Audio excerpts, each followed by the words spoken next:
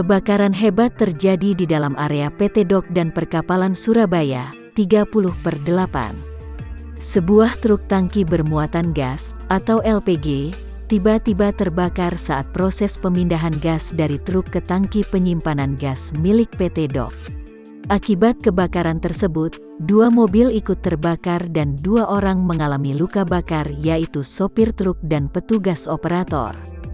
Diduga, kebakaran terjadi akibat adanya kebocoran gas saat proses pengisian dari truk tangki bernopol L9429BJ ke tangki penyimpanan gas milik PT Dok dan Perkapalan. 2 mobil yang saat itu terparkir di sebelah truk pun juga ikut terbakar. Sebanyak 14 mobil pemadam kebakaran pun dikerahkan untuk memadamkan api yang kian membesar. 2 orang menjadi korban dalam peristiwa tersebut, yaitu sopir truk dan petugas operator. Keduanya langsung dibawa ke Rumah Sakit PHC Surabaya untuk dirawat secara intensif.